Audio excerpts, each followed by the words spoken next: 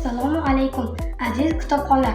Bugun men sizlarga Xilakor bedana degan ertakni aytib bermoqchiman. Bu ertagimiz bu anaqa yolg'onchi bo'lmaslik haqida. Bir bor ekan, bir yo'q ekan. Qadim o'tgan zamonda bir bo'ri yashagan ekan. U hammani yeyverar ekan.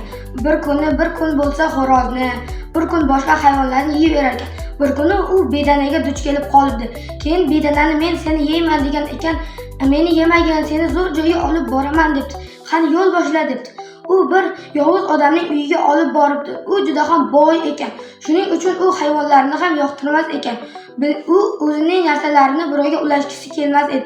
Shuning uchun uni olib boribdi. Dasturxonni ko'rsatibdi. Keyin u dasturxonga uni olib boribdi. U dasturxonda narsa yeya boshladi. Keyin esa u zo'rg'a qochib qutulibdi. Boyagi yovuz odam shunday kaltaklabdiki, u zo'rg'a tirik qolibdi. Keyin meni aldading debdi. Ungacha bedana qochib qutulgan edi. Undan keyin esa yana bir kuni bedanani uchratib qolibdi. Keyin u endi yemoqchi ekan, u qochibdi. Uning orqasidan borgan ekan, bir saxiy odamning uyiga olib kiribdi. U joyda ham narsalar yebdi, lekin unga tegmabdi. Keyin u bo'ri bedanaga ishonibdi.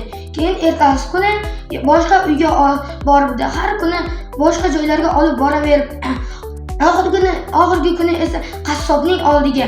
Qassob eng oxirgi uyda yashashi uchun ham uni oxirgi kuni olib borgan ekan. Keyin u bo'rini ko'rgan zahoti sekin unga narsalar bera boshladi. Qorni to'yg'izgandan keyin bo'ri o'sha yerda yotibdi. Tezda uni tutib olibdi. Keyin uni so'yib yebdi. Shunday qilib bo'ri birovning gapiga ishonaveribdi. Shuning uchun u o'zi jazo topdi.